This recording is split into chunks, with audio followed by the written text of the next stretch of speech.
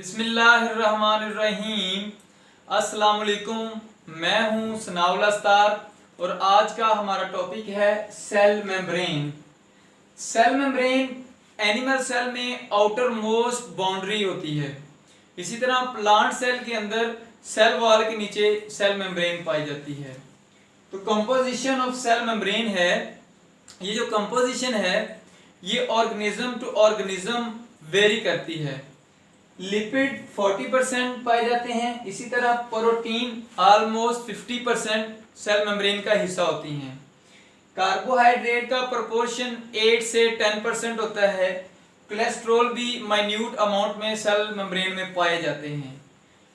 अब cell membrane के बारे में डिफरेंट मॉडल दिए गए, लेकिन सबसे जो एक्सेप्टेबल मॉडल है वो फिलिप मोज़ेक मॉडल है।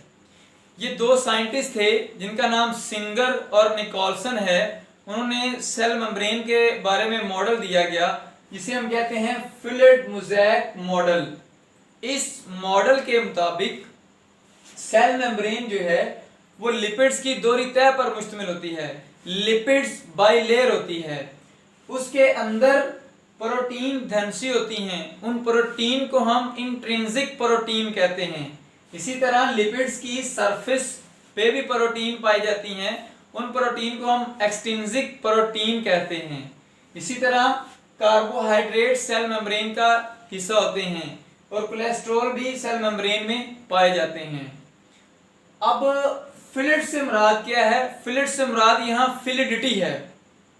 फिलिडिटी से मुराद ये होता है बच्चे कि जो प्रोटीन सेल मेम्ब्रेन के अंदर धंसी हुई हैं उनकी पोजीशन फिक्स नहीं है, बल्कि उनके अंदर लेटरल मूवमेंट होती है। फॉर एग्जांपल अगर ये प्रोटीन इस लम्हे यहाँ है तो अगले लम्हे ये कहीं और होंगी, इनकी पोजीशन चेंज होगी। तो इसको हम कहते हैं फिलिडिटी। इसी वजह से इसका नाम है फिलिप मोज़ेक मॉडल। अब मोज़ेक रंगारंग को कहते हैं, जैसे इसके अंदर डिफरेंट कंपोनेंट हैं, लिपिड्स, प्रोटीन, कार्बोहाइड्रेट और कोलेस्ट्रॉल पाए जाते हैं, इसलिए इसे मोज़ेक से तशबीह दी गई है। अब हम आते हैं function of plasma membrane. Plasma membrane का सबसे जो पहला फंक्शन है maintain cell structure. Cell membrane को प्लाज्मा मेम्ब्रेन भी कहते हैं, तो ये सेल के स्ट्रक्चर को मेंटेन करती है। दूसरे नंबर पे सपोर्ट टू द सेल, ये सेल को सहारा देती है, सेल को सपोर्ट करती है। हेल्प इन ट्रांसपोर्टेशन, ट्रांसपोर्टेशन का जो काम है वो सेल मेम्ब्रेन के जरिए होता है। सेम इसी तरह cell to cell recognition, cell to cell recognition भी प्लाज्मा मेम्ब्रेन की वजह से होती है।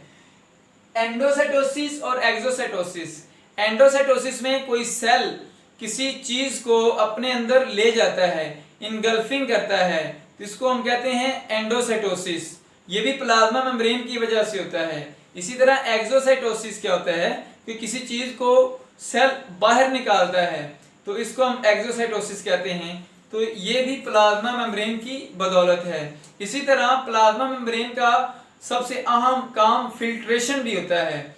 जैसे हाइड्रोस्टेटिक प्रेशर के जरिए ब्लड वेसल्स में जो ब्लड होता है तो उसमें जितने भी वेस्ट मटेरियल होते हैं वो रिमूव हो जाते हैं। ये काम किडनीज के अंदर हो रहा होता है फिल्ट्रेशन का। तो स्टूडेंट्स, इस लेक्चर में हमने सेल मेम्ब्रेन के बारे में पढ़ा, उसकी कंपोजिशन पढ़ी, फिलिप मोज़ेक मॉडल को देखा। इसी तरह हमने फंक्शन ऑफ प्लाज्मा मेम्ब्रेन पढ़े हैं। इंशाल्लाह नेक्स्ट लेक्चर में हम इसके बारे में मजीद पढ़ेंगे।